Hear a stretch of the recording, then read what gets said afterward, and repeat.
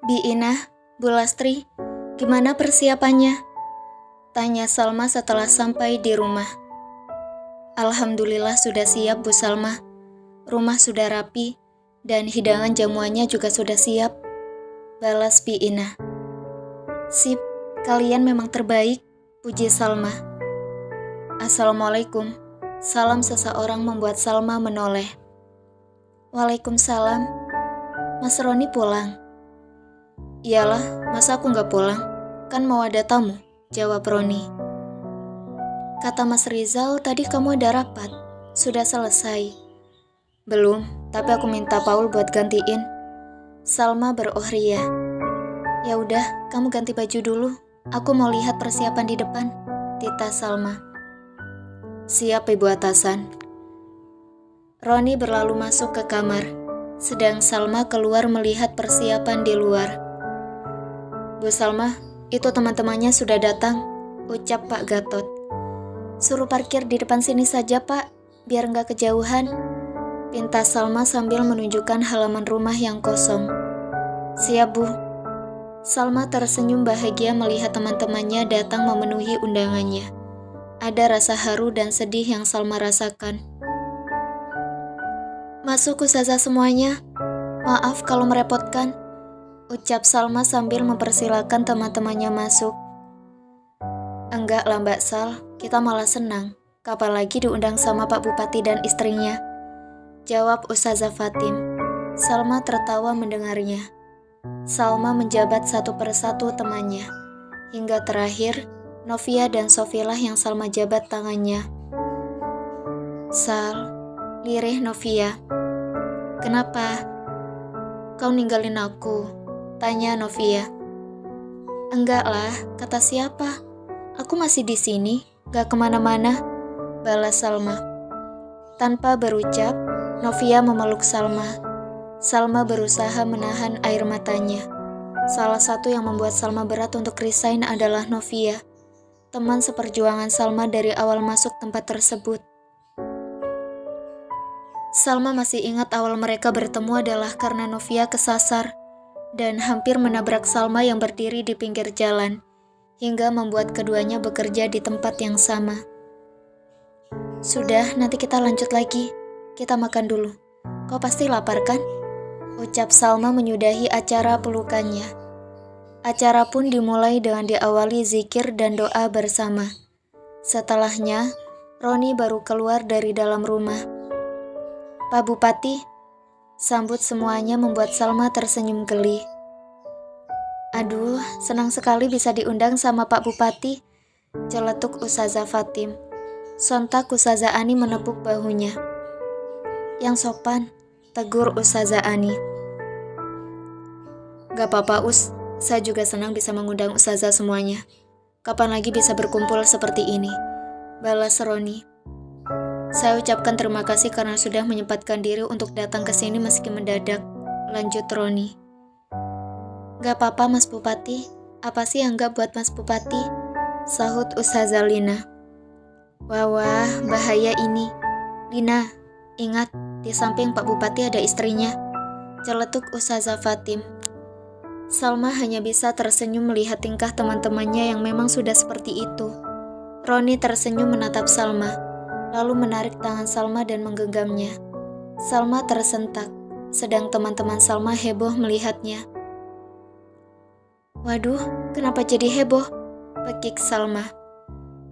Salma yang digenggam tangannya, aku yang meleot, celetuk Ustazah Nova.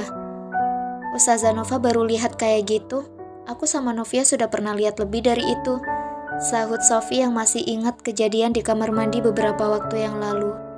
Salma menatap tajam Sofi, sedang Sofi hanya tersenyum tak berdosa. Sudah, Ustazah, kita sekarang dengarkan apa yang ingin disampaikan oleh Ustazah Salma.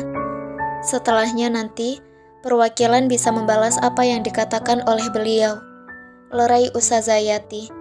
Salma tersenyum, lalu menatap wajah Roni. Roni mengeratkan genggamannya. Roni seperti memberikan energi kepada Salma. Terima kasih Ustazah Yati. Baik Ustazah semuanya.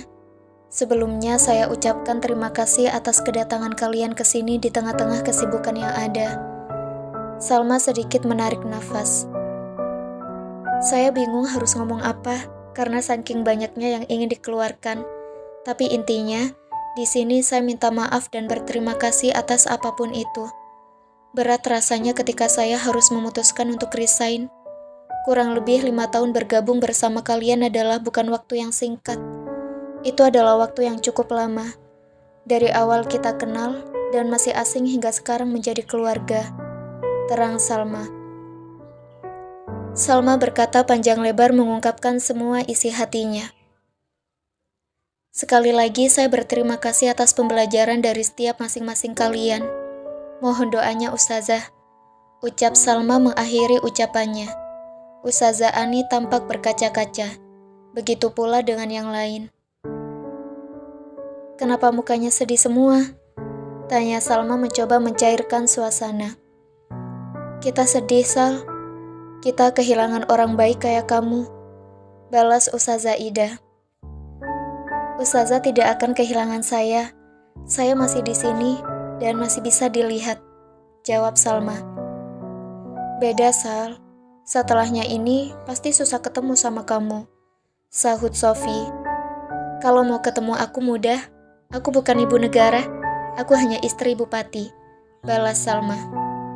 Sama aja, pasti ada SOP-nya, sela Ustazah Lina. Lobi samping saya bisa, ucap Salma menoleh ke Roni. Tambah susah, Sal, aneh-aneh kau, sahut Novia. Gimana mas, aku nggak dibolehin keluar sama mereka, tanya Salma kepada Roni. Maaf Ustazah semuanya, sebenarnya saya tidak masalah jika Salma tetap bekerja di sekolah tersebut. Tapi mengingat sekarang kegiatannya yang luar biasa, apalagi harus mendampingi saya, yang akhirnya membuat saya meminta Salma untuk resign. Balas Roni. Jadi tolong saya jangan didemo karena meminta Salma untuk resign. Jangan sampai setelah ini di depan kantor bupati ramai bawa spanduk minta keadilan. Lanjut Roni sambil sedikit bercanda. Semuanya tertawa mendengar ucapan Roni. Kita nggak jago masalah demo, Pak. Kita bisanya mengajar dan mengaji, sahut Ustazah Fatim sedikit jumawa. Waduh, Ustazah Fatim bisa jumawa di depan Mas Bupati. Bahaya ini, celetuk Salma.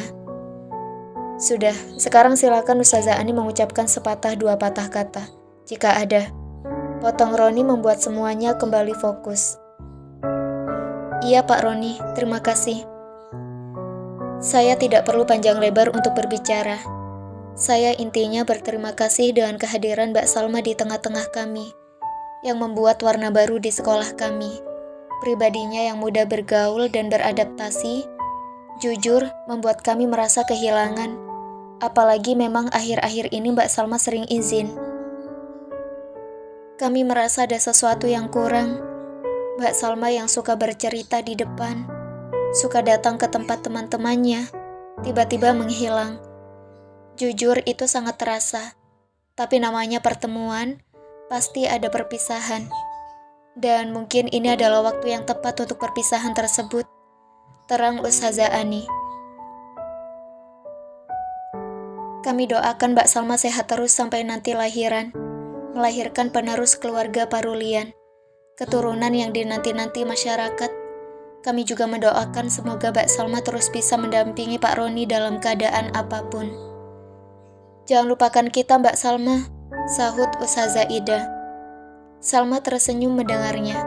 Perpisahan tersebut, Salma hiasi dengan kebahagiaan dan canda tawa dari teman-temannya.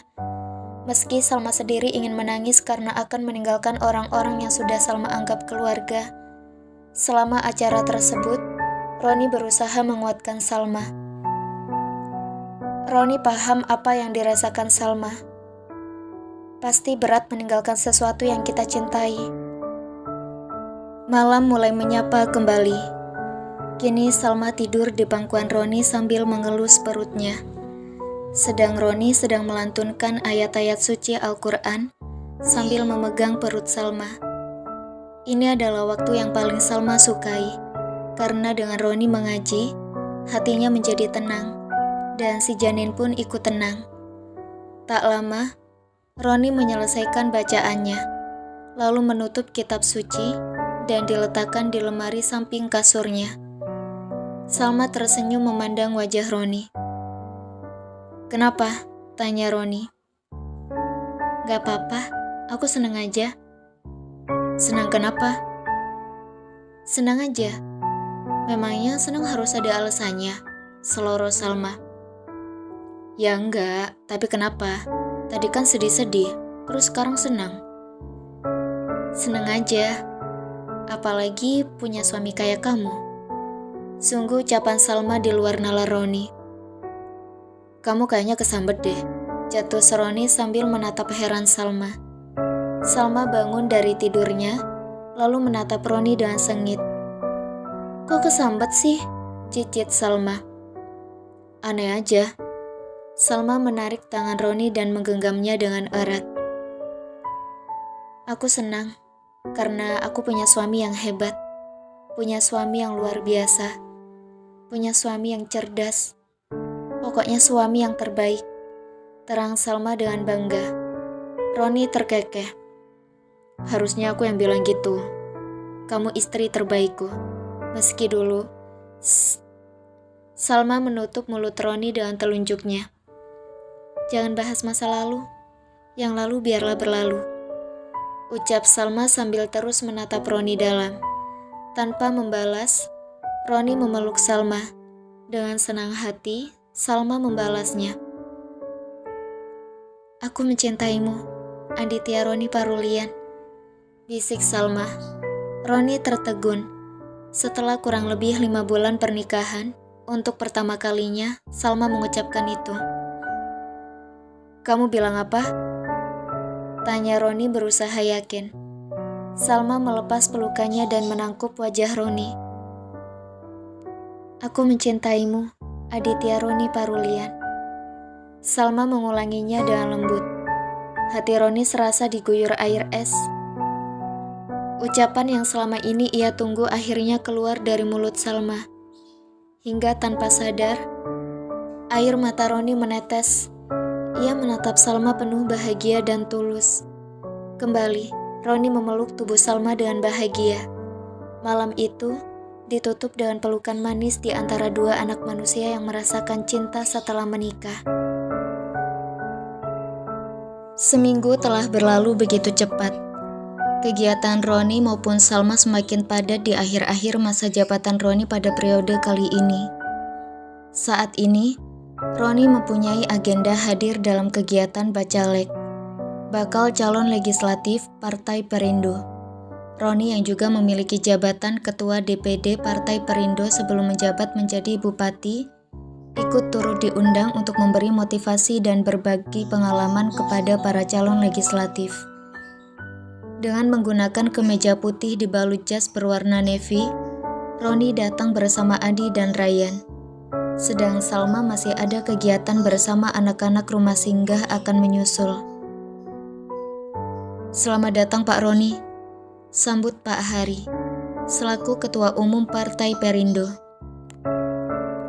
"Terima kasih atas undangannya Pak," balas Roni lalu menjabat tangan Pak Hari.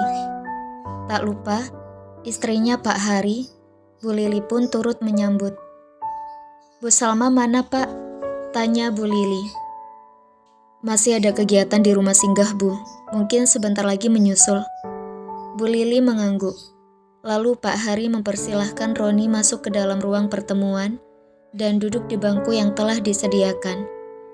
Adi dan Ryan juga disambut dengan hangat. Mereka juga turut hadir untuk mengawal Roni dan Salma. Setelah duduk, Roni kembali berbincang dengan Pak Hari dengan serius. Sedang Adi dan Ryan mengobrol sambil memantau Bunga dan Nadia yang turut hadir. "Ngapain mereka kesini?" tanya Adi dengan tatapan tak suka. "Setauku Bunga termasuk Bacalek juga," balas Ryan. "Terus Nadia?" "Ngintilin kakaknya lah." Adi berdecak. "Aku curiga mereka punya rencana," ucap Adi dengan tatapan penuh curiga. "Gak mungkin lah Mas, mereka gak akan berani macam-macam di sini," balas Ryan berusaha berpikir positif. Kalau modelannya kayak mereka, aku nggak yakin. Orang sakit kayak mereka, dimanapun akan tetap sakit. Nggak akan memandang di mana dan kapan. Ujar Adi yang masih curiga. Tak lama, Salma datang. Dengan senang hati, Adi dan Ryan menyambut sang kakak ipar. Selamat datang Bumil, sambut Adi sedikit bercanda. Salma tertawa kecil. Terima kasih Pak Tentara dan Kapten Pilot, balas Salma dengan candaan. Adi dan Ryan tertawa mendengar jawaban Salma. Tak hanya itu, orang yang menyaksikan interaksi periparan pun ikut tertawa. Bu Salma gimana kabarnya? Tanya Bu Lili yang baru menyambut kedatangan Salma. Alhamdulillah sehat. Bu Lili bagaimana? Sehat, balas Salma sambil cipika-cipiki. Sehat juga Bu. Gimana kabarnya dedek bayi? Saya boleh megang perutnya? Tanya Bu Lili. Salma tersenyum. Boleh banget Bu. Alhamdulillah semakin bertambah usianya semakin aktif. Lancar sampai lahirannya ya Bu. Amin. Mohon doanya. Setelah itu, Salma menghampiri Roni dengan senyuman yang tak lepas sambil menyapa para tamu undangan. Tentu hal tersebut tidak lepas dari pandangan Roni. Dengan tatapan lembut serta senyum manisnya, Roni menyambut Salma. Maaf baru sampai, ucap Salma sambil mencium tangan Roni. Gak apa-apa, duduk sini. Pinta Roni menepuk bangku sebelahnya yang kosong. Anak-anak gimana? Sudah aman? Alhamdulillah aman. Meskipun tadi sempat ada drama mau aku tinggal ke sini, ucap Salma sedikit bercerita. Hal tersebut tidak lepas dari pandangan Bunga maupun Nadia. Wajah Nadia terlihat merah padam menahan emosi. Sabar, ucap Bunga kepada Nadia. Kakak ke kamar mandi dulu. Kamu baik-baik di sini. Jangan kemana-mana. Ucap Bunga lagi sambil mengingatkan Nadia. Nadia mengangguk malas. Tunggu. Suara seseorang membuat langkah Bunga terhenti. Ia pun membalikkan tubuhnya. Adi memang sengaja membuntuti Bunga. Terlihat Adi dengan tatapan datar menghampiri Bunga. Adi, panggil Bunga mulai panik. Kenapa panik? Tanya Adi dengan santai. Bunga menggeleng cepat. Enggak, aku enggak panik. Adi menarik nafas dalam. Kamu tahu kenapa saya panggil kamu? Bunga menggeleng. Sepertinya kamu hanya pura-pura, ucap Adi. Pura-pura gimana maksudnya? Kamu jangan menuduh ya. Seloro Bunga. Santai dong, gak usah ngegas, balas Adi. Sebenarnya saya hanya ingin memberi peringatan. Jangan ikut campur urusan adikmu, Nadia. Jangan pengaruhi dia dengan hal-hal negatif, ucap Adi lagi. Maksudnya gimana sih? Ternyata seorang Bunga yang dikenal sebagai pengusaha perempuan kelas kakap, bodoh juga, cetus Adi. Sontak Bunga menatap Adi dengan tajam. Saya hanya ingin memberimu peringatan. Jangan pernah bermain-main dengan keluarga kami, terutama Mas Roni, jelas Adi. Aku tidak pernah main-main sama Roni ya. Aku hanya ingin membantu adikku mendapatkan haknya, balas Bunga dengan sengit. Hak apa yang kamu maksud? Perempuan itu merebut Roni dari Nadia. Seharusnya yang sekarang mendampingi Roni itu Nadia, bukan perempuan kampungan itu, ucap Bunga. Adi tertawa mendengarnya. Sepertinya gelar perempuan kampungan itu lebih tepat untuk adikmu. Seorang perempuan berpendidikan tidak akan mungkin mencelakai orang lain demi ambisinya. Balas Adi membuat Bunga terdiam. Harusnya kamu mikir, apa pantas seorang kakak mendukung perbuatan adiknya untuk menghancurkan kebahagiaan orang lain? Lanjut Adi. Seharusnya seorang kakak bisa memberikan pengertian kepada adiknya untuk mengikhlaskan apa yang terjadi. Bukannya malah mendukung sampai harus mencelakai orang lain. Itu lebih buruk dari seorang perempuan kampungan. Gelar di belakang namamu dan adikmu tidak berguna sama sekali. Kalau mereka bisa berkata, mereka akan bilang kalau mereka malu menempel dengan nama kalian. Lanjut Adi. Perempuan itu yang lebih dulu menghancurkan Nadia. Balas Bunga yang masih terus membela Nadia. Kata siapa? Apa pernah kalian dengar Mbak Salma bicara ke Mas Roni untuk memutuskan Nadia? Atau berbicara keburukan Nadia? Yang saya tahu, Mas Roni memutuskan Nadia karena memang sudah seharusnya. Sebab Mas Roni sudah menerima perjodohannya dengan Mbak Salma. Terang Adi. Jadi jangan salahkan Mbak Salma. Bisa jadi Mas Roni langsung melakukan hal tersebut karena ada kesalahan dari Nadia. Seharusnya kalian introspeksi diri. Jangan langsung menyalahkan orang lain. Lanjut Adi. Bunga terdiam. Pikiran dan hatinya berkecamuk. Saya harap omongan saya bisa kamu dengar. Dan sebagai seorang kakak, kamu harus bisa membimbing adikmu itu. Ucap Adi dengan tegas. Jangan sampai karirmu hancur karena kesalahan yang tidak kamu perbuat hanya demi membela adikmu. Lanjut Adi, lalu meninggalkan Bunga yang termatung. Bunga mulai berpikir. Ia merasa apa yang dikatakan Adi itu benar.